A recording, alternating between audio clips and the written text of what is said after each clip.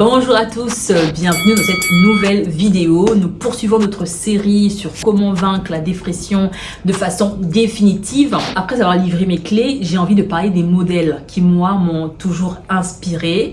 Donc aujourd'hui, j'ai envie de partager le modèle de Joseph. Alors, Joseph, c'est un personnage de la Bible, mais ne vous inquiétez pas, je vous raconte l'histoire. Son histoire, on la retrouve dans le livre de Genèse. Donc, je ne vais pas lire la Bible là, mais je vais vous raconter l'histoire. Vous êtes libre d'aller la lire et de vous inspirer. Alors, comme toute histoire, en fait, chacun interprète à sa manière, chacun l'analyse à sa manière, et ça c'est mon analyse, et c'est une analyse ciblée sur comment il a réussi à surmonter ses blessures émotionnelles. Donc l'histoire de Joseph, c'est une histoire fascinante. Alors Joseph, c'est un jeune homme de 17 ans qui vit avec ses frères. On dit qu'il vient d'une famille où ils sont 11 et c'est le favori de son père. Donc le fait qu'il soit favori de son père attise beaucoup de jalousie dans la fratrie parce que voilà, celui qui est le favori est toujours un peu détesté par les autres. Donc il le sait. Et Joseph, un jour, fait un songe. Il rêve que ses frères viennent se prosterner devant lui. Et quand il fait ce rêve-là, mais Joseph est tout gentil, il partage à ses frères. « Oh les gars, j'ai rêvé de ça, etc. » Donc ses frères, qui étaient déjà jaloux de lui parce qu'il était le préféré de leur père, sont encore plus jaloux parce qu'ils se disent « Mais pourquoi il fait des rêves comme ça, comme quoi il va être roi, on va se prosterner devant lui, mais pour qui il se prend, etc. » Et ce qui se passe, c'est que ses frères, un jour, décident de se débarrasser de Joseph. Ce qu'ils font, c'est qu'ils vendent Joseph comme esclave. Donc, acte de trahison, gros acte de trahison. Donc là, déjà, on fait une pause.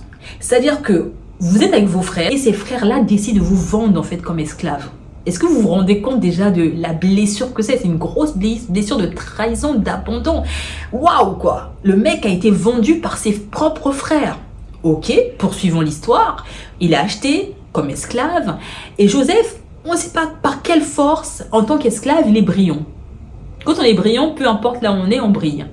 Donc il est brillant, il se fait remarquer par Potiphar, qui était un grand homme en Égypte, etc. Cet homme, Potiphar, qui reconnaît un gros potentiel en Joseph, dit à Joseph, écoute, viens travailler pour moi, je te laisse gérer mes business, je sens que tu as une grâce. Ok, donc là déjà, on est dans une autre étape. C'est-à-dire que Joseph, en tant qu'esclave, lui qui a été vendu par ses frères, il devient esclave, et même dans son statut d'esclave, je suppose quand même qu'il s'apitoyait sur son sort, qu'il se disait mais comment mes frères ont pu faire ça. Malgré ça, le mec c'est un bosseur quoi. Il a bossé et il a été repéré par, on va dire, un manager. Parce que voilà, faut aussi moderniser un peu l'histoire. Donc il a été repéré. Joseph se met donc à travailler pour Potiphar. Et là, comme la vie de Joseph n'est que tourment, la femme de Potiphar commence à avoir des vues sur Joseph. Ok, et elle n'a pas que des vues, elle commence à draguer le Joseph. Jusqu'un jour, Joseph lui dit, écoute, t'es la femme de mon patron, arrête quand même et tout machin. Et là, elle s'énerve, elle arrache les vêtements de Joseph et Joseph s'enfuit en fait. Et elle fait passer Joseph pour un violeur. Et donc Potiphar, énervé, on comprend, lui qui l'a pris comme esclave, l'a mis dans sa maison pour qu'il gère ses business, et là, il veut violer sa femme. Joseph en prison, direct. Joseph part en prison du coup. Waouh, vous vous rendez compte? Il n'a rien fait. Il n'a rien fait, il se retrouve en prison. Mais Joseph ne se décourage pas. Il ne se décourage pas. Dans la prison, le mec, il excelle quoi. Il excelle tellement qu'il est repéré, il devient le chef des prisonniers. Ok, d'accord. Et là, dans la prison, arrivent deux intendants du roi. Les deux sont arrivés et en fait, ils se parlent entre eux et tout, etc. Et Joseph, comme il est chef des prisonniers et il a quand même beaucoup d'empathie, il prend soin de ses collègues de prison. Donc, il s'intéresse à l'histoire de ces deux intendants-là. Ok, et donc il y en a un qui lui raconte son songe et l'autre lui raconte aussi son songe. Joseph les aide à interpréter ses songes parce que Joseph est très brillant en fait, il a plein de dons et de talents en lui et il a aussi le talent d'interprète. Donc ces deux intendants du roi lui racontent leurs rêves et Joseph interprète. Donc le premier intendant, Joseph dit que en fait toi dans ton rêve le songe signifie que tu vas être rétabli dans la maison de Pharaon. Et pour l'autre, il lui dit que tu vas être tué, tout simplement.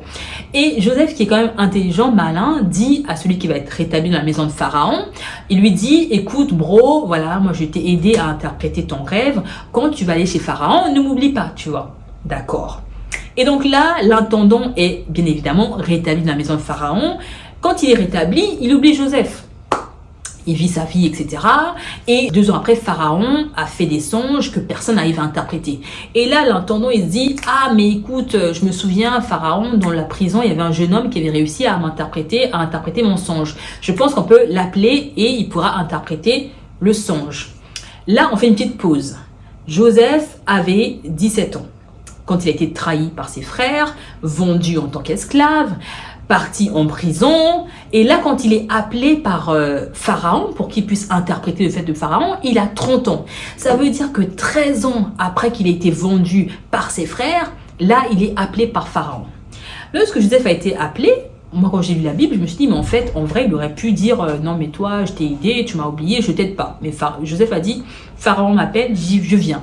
Donc, il interprète le rêve de Pharaon qui dit en gros qu'il y aura 7 années d'abondance et 7 années de famine. D'accord?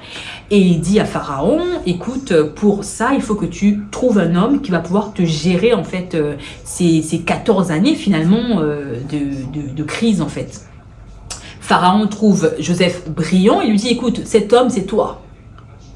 Joseph se retrouve d'un coup de prisonnier au mec qui vient juste après Pharaon en fait. Donc de toute l'Égypte, il y a Pharaon et ensuite il y a Joseph, upgrade quoi. Le mec est upgradé direct. Et là, Joseph s'occupe du coup des affaires de Pharaon pendant 7 années. Donc Joseph avait 30 ans. 7 années après, il s'occupe de l'abondance. Ensuite vient les 7 années de famine. Et les 2 premières années, les gens commencent dans les provinces à avoir faim. Donc tous se ruent vers l'Égypte afin de pouvoir acheter à manger. Et pendant que Joseph est en train de gérer les affaires, parce que Joseph est le numéro 2 de l'Égypte, c'est Joseph qui dit à qui on vend et à qui on ne vend pas la nourriture. Et vous vous rendez compte de l'upgrade quoi. Et donc là, Joseph est en train de gérer ses affaires et qui il voit de loin? Ses frères. Ses frères qui l'ont trahi, qui arrivent demander à manger. Quand je lisais cette histoire, je me disais, mais comment j'aurais réagi en fait? Genre, comment vous auriez réagi? Dites-moi en commentaire comment vous aurez réagi en fait. Ça veut dire que à 17 ans, vous avez été vendu par vos frères. À 40 ans, vous voyez ces frères-là débarquer en fait pour vous demander, pour payer, pour acheter à manger en fait. Joseph les voit arriver. Joseph, il a peur quand même parce que c'est ses frères qui l'ont trahi, etc. Il a peur. Il se fait passer pour un étranger parce que, bah oui, le temps est passé. Plusieurs années après, je sais pas, 20 ans, 17 ans, voilà, 20 ans après, voilà, ses frères ne le reconnaissent pas. Donc Joseph, il parle avec un accent et tout égyptien. Il se fait passer pour un étranger. Et là, il réfléchit. Comment se venger en fait, parce que c'est normal qu'ils veulent se venger, c'est normal en fait. Il y a cette colère, il y a cette rage qu'on peut comprendre chez Joseph. Et donc, je passe les détails. Il accuse ses frères de voleurs, il les met en prison pendant 3 jours. Et là, pendant 3 jours, il réfléchit comment en fait se venger de ses frères. Là où j'ai vraiment envie d'insister, c'est le jour où Joseph décide de pardonner à ses frères. Et dans plusieurs moments dans la Bible, on dit qu'il pleure en fait. Il pleure, bah bien sûr qu'il pleure, il est malheureux. Et je veux juste arriver directement au niveau où Joseph dévoile son identité à ses frères et il leur dit qu'il leur pardonne en fait. Et c'est un moment qui moi m'avait fait pleurer quand j'avais vraiment lu, parce que c'est une histoire qu'on connaît, mais quand on médite maintenant la Bible, quand on médite sur un passage, on prend le temps de lire, pas une lecture en diagonale, on prend le temps de lire et de s'imaginer la scène, etc., comme je vous la raconte. Ben en fait, on se rend compte des émotions, on se met à la place de Joseph, on se dit, mais comment il a vécu la chose, en fait? Parce que imaginez-vous, vous retrouvez en face de vos frères qui vous ont vendu pendant 20 ans, vous avez galéré, vous avez été mis en esclavage, vous avez été battu, vous avez été en prison, vous avez été chicoté, enfin, on ne sait pas comment ça se passe en prison, mais il a galéré. Et là, il voit ses frères là venir lui demander à manger, mais comment vous aurez réagi, en fait? Et Joseph, ce qu'il fait, c'est qu'il dit à ses frères, je vous pardonne. Je ne vous en veux pas parce que c'était ma destinée.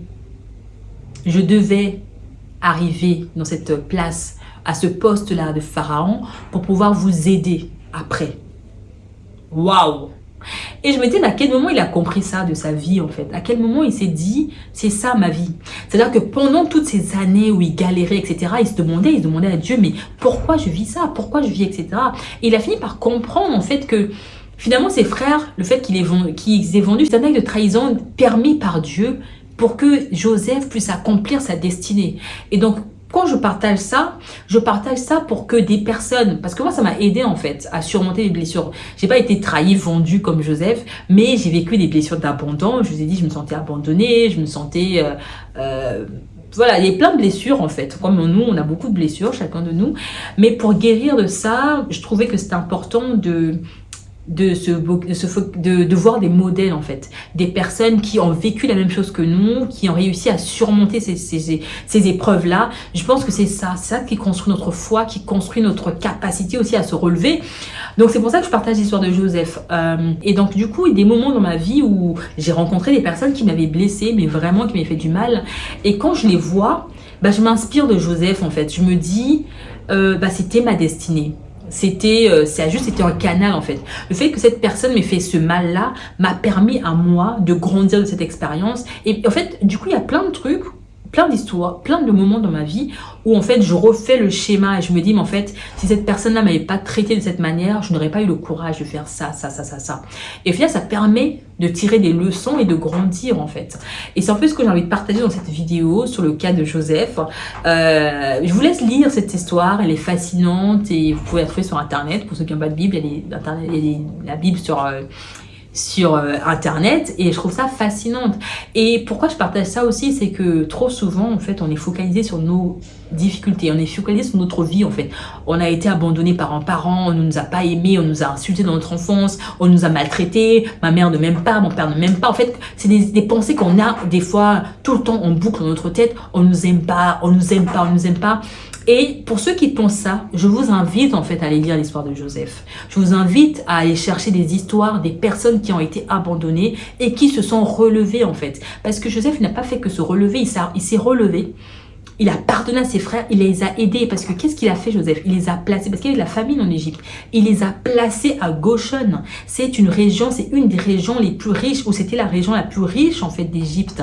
Donc ça demande une humilité, ça demande, waouh! Ça demande de l'amour en soi, parce que Joseph finalement il a fini par comprendre que c'était sa destinée en fait, c'était sa vie et que ses frères n'ont juste été qu'un canal. Donc je vous invite en fait, je connais beaucoup de gens qui souffrent parce qu'ils ont été abandonnés, qui se sont sentis rejetés, etc.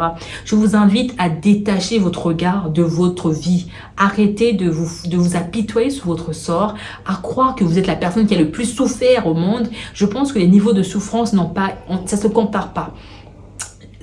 La souffrance ne se compare pas, chacun souffre à sa manière, il n'y a pas de comparaison, mais je vous invite vivement en tout cas à détacher votre regard de vos problèmes et d'essayer de voir autre chose, d'essayer de chercher des gens de vous en sortir en fait, ça sert à rien de s'apitoyer sur son sort. Donc voilà, c'est cette vidéo qui vient aussi compléter la série sur de vaincre définitivement la dépression. J'espère que ça va vous inspirer, je vous dis à bientôt.